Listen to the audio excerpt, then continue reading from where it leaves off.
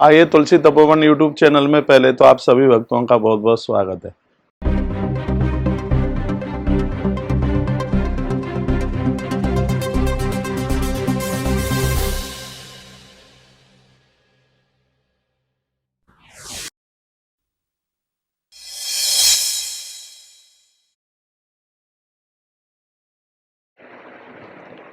आइए तुलसी Tapovan YouTube channel में आप सभी का बहुत बहुत स्वागत है, मान है और सम्मान है।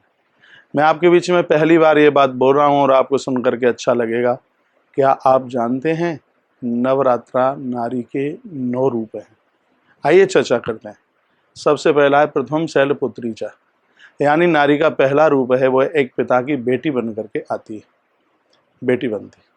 सबसे पहले उसका जन्म होता है, एक माँ के गर्भ से वो आकर के जन्म लेती है।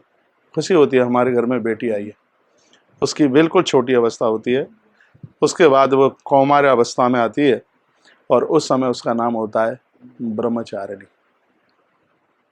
उसको अभी ऐसा संसार का कोई भी बिल्कुल इस प्रकार का ज्ञान नहीं है, किसी भी प्रकार का भान नहीं है। प्रथम शैलपुत्री च द्वितीयम ब्रह्मचारिणी, कुमार अवस्था होती है। अब इससे थोड़ी सी वो ऊपर होती है, तब प्रथम शैलपुत्री च द्वितीयम ब्रह्मचारिणी तृतीयम चंद्र घंटे थी।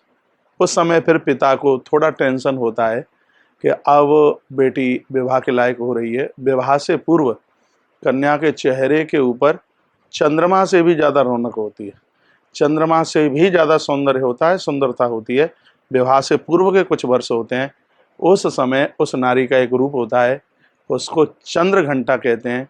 आज की उम्र में देख लिया जाए तो ये 16 वर्ष से लेकर के ये उसका ये रूप चालू हो जाता है।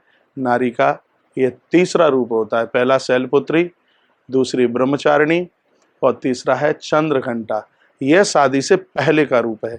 उसके तत्पश्चात में फिर उसका विवाह होता है और उस समय हम उसको कुष्मांडिका के नाम से जानते हैं। और कुष्मांडिका में अपने पति के घर पहुंच जाती है। यह नारी का एक दिव्य रूप होता है। चौथा रूप होता है नारी का कुष्मांडिका। विवाह के तत्पश्चात वो पति के घर पहुंच गई कुष्मांडिका, और धीमे धीमे समय चलता रहा और उसके गर्भ में संतान चल करके आई। कुष्मांडिका रूप गर्भ में संतान चल करके आ गई है।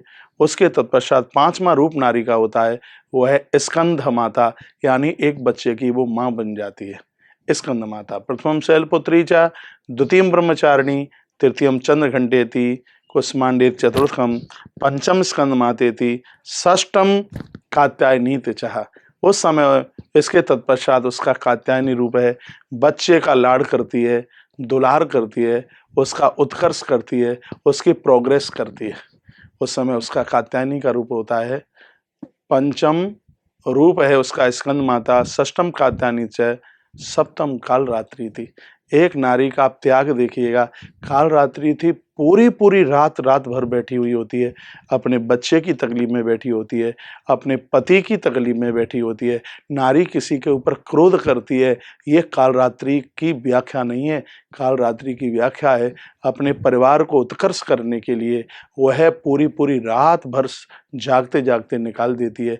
वो अपने लिए कुछ भी नहीं करती, पूरी पूरी रात जाग करके वह परिवार के लिए निकाल देती है। उस समय उसका रूप काल रात्रि का होता है, महागौरीत चाष्टमम। और फिर इसका जो 8वां रूप है वह महागौरी है।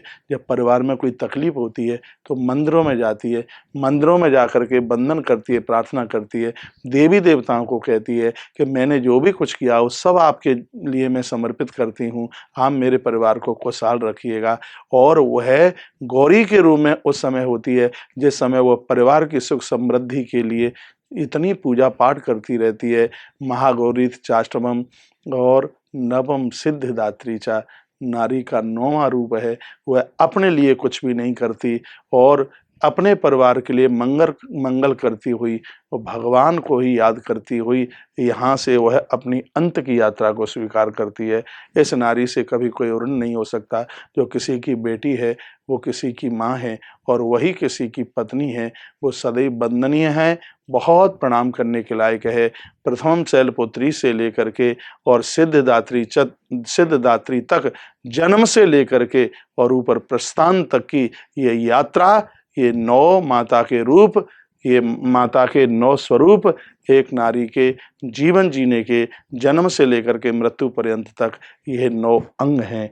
माताएं नवरात्रा के माता के 9 रूपों से अपने जीवन में भावी ये 9 गुण सीखती हैं। मुझे विश्वास है कि ये वीडियो आपको बहुत अच्छी लगी होगी, बढ़िया लगी होगी। आप सभी का बहुत बहुत धन्यवाद है।